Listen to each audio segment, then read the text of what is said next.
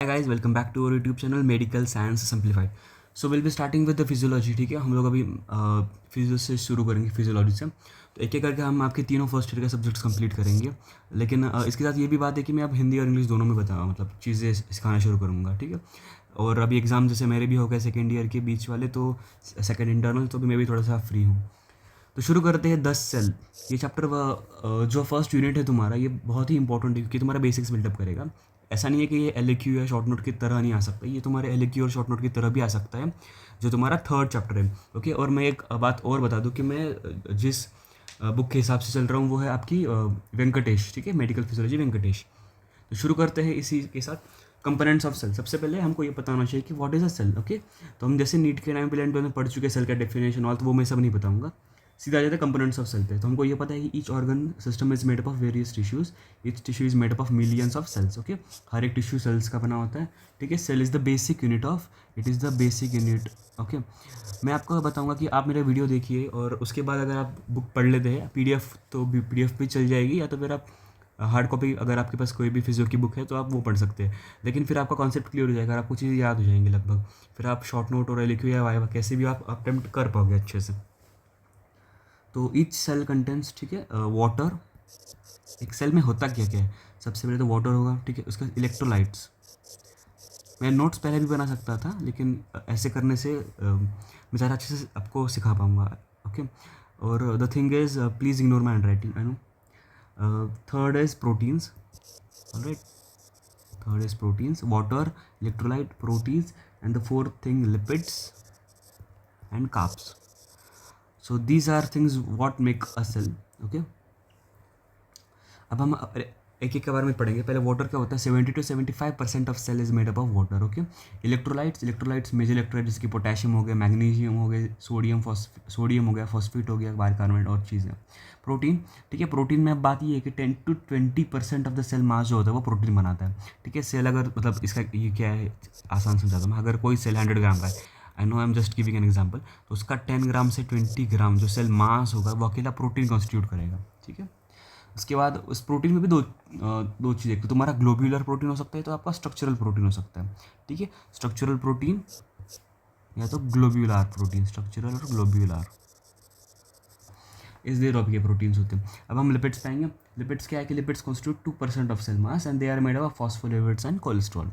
Third चीज carbohydrates, sorry, fifth one is carbohydrates are made up of 1% of cell mass, they play a major role in providing nutrition to the cell, ठीक है। अब ये सब आपका होगा कि what is cell made up of and all this stuff. Okay, now we'll be going towards structure of cell. Now we know that cell is the structural and functional unit of living beings, ठीक है। Different cells of the body have different features, even though the features are different, the basic component of all cells in the body remains the same. हम अभी ये कुछ आपके cell organelles है, इनको एक बार देख लेते हैं, ठीक है। तो ये आपका लाइसोसोम, ये राइबोसोम, ये RER, ठीक है, ये आपका SER। इन दोनों में फ़र्क क्या होता है, राइबोसोम्स RER प्रेजेंट होता है, इसलिए वो रफ सरफेस की तरह दिखता है, ठीक है। ये न्यूक्लियस के अंदर न्यूक्लियोलस, गोल्जी बॉडी, सेंट्रियोल ये वाला, ठीक है। और ये माइटोकॉन्ड्रिया, पता है कि power house of the cell है करके, ठीक है। अब एक एक करके पहले देखते हैं, ठीक है। पहले हम सबसे पहले देखते हैं सेल मेम्ब्रेन। पहला देखेंगे सेल मेम्ब्रेन। तो सेल मेम्ब्रेन क्या होता है, cell membrane is a thin layer of membrane surrounding the cell. Okay, it is a thin membrane that surrounds the cell. आपका सेल है तो इसके आजू बाजू एक थिन लेयर होगी जिसे हम लोग सेल मेम्ब्रेन कहेंगे, ठीक है। और अब सेल मेम्ब्रेन की भी ये क्या है ना, ये अगर आपका सेल मेम्ब्रेन का ये आपकी सारी बिल्डिंग ब्लॉक्स हैं, ठीक है। 3D में थोड़ा आपको इमेजिन करना पड़ेगा।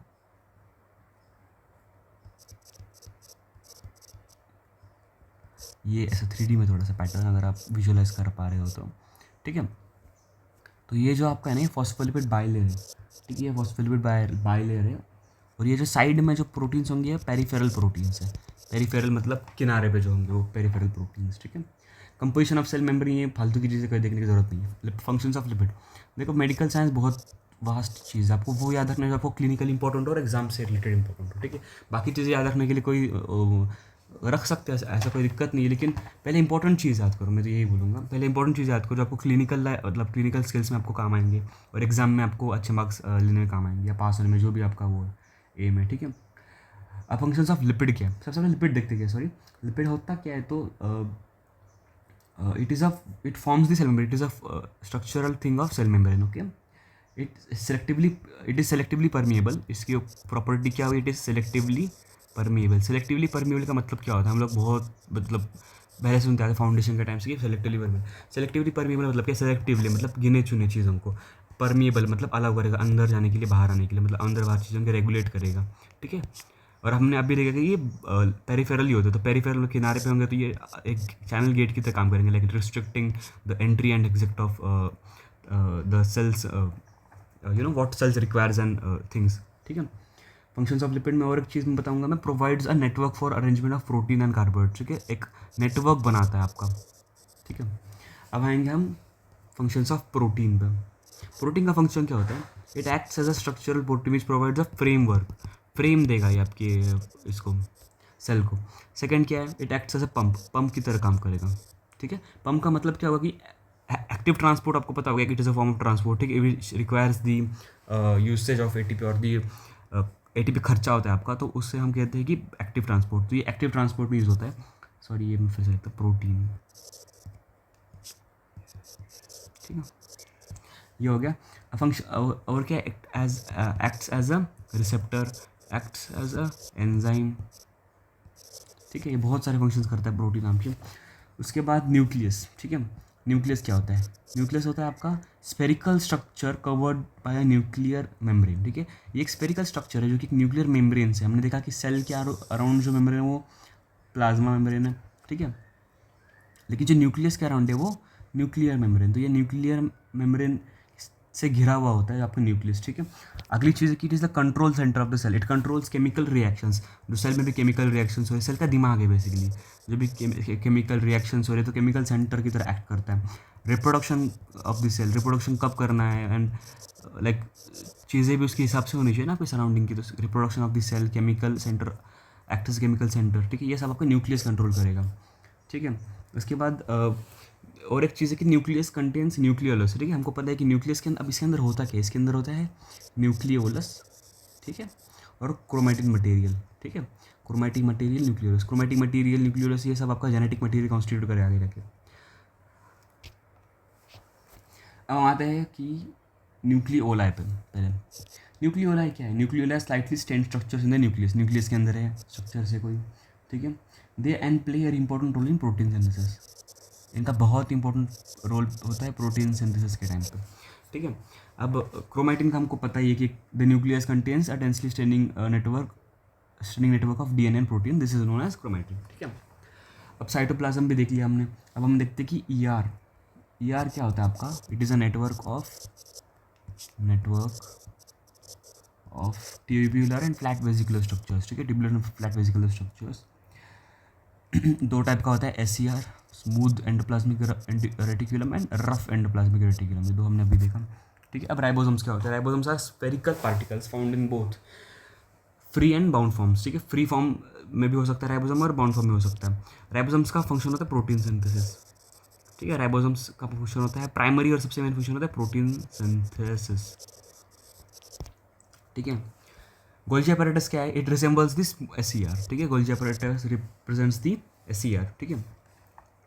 अब अगली चीज़ है आपकी लाइसोसोम्स. दे आर, हमको पता है लाइसोसोम्स जो होंगे आपके, lysosomes they are act as acidic. They have acidic vacuoles in them, sorry vesicles in them, and they act as suicidal bag. तो सुसाइडल बैग की तरह काम करता है सेल का. ठीक है. अब हम देखते हैं कि इंटीग्रल पेरिफेरल प्रोटीन्स क्या. हमने तभी पढ़ा था कि प्रोटीन के दो टाइप के होते हैं, इंटीग्रल पेरिफेरल प्रोटीन. लेकिन अब हम समझेंगे उसको ये होता क्या बेसिकली. ठीक है. तो कैसे है ना, तो हम देख रहे थे कि इंटीग्रल एंड पेरिफेरल प्रोटीन्स. तो बेसिकली डिफरेंस क्या होता है? इंटीग्रल मेम्ब्रेन इंटीग्रल प्रोटीन क्या है आपका. ठीक है. यहाँ पे देख सकते हो ये आपका पोलर रीजन, ये नॉन पोलर रीजन है. ठीक है. ये फालतू चीज़. पेरिफेरल प्रोटीन्स, ये इंपॉर्टेंट चीज़ इंटीग्रल प्रोटीन्स. अब ये पेरिफेरल प्रोटीन्स है, ये इंटीग्रल प्रोटीन्स है. ठीक है. इतना समझ में आ गया. Integral membrane proteins are permanently attached in the cell membrane. Integrate हुआ है, इनका नाम क्या है? इंटीग्रल. तभी इंटीग्रेट हुआ. पेरिफेरल, पेरिफेरल पे तो कुछ काम होगा. इनका काम क्या होता है? They detach and attach themselves from the cell membrane at different times. Attach होंगे, डिटैच होंगे, अटैच होंगे, डिटैच होंगे सेम लोकेशन पे.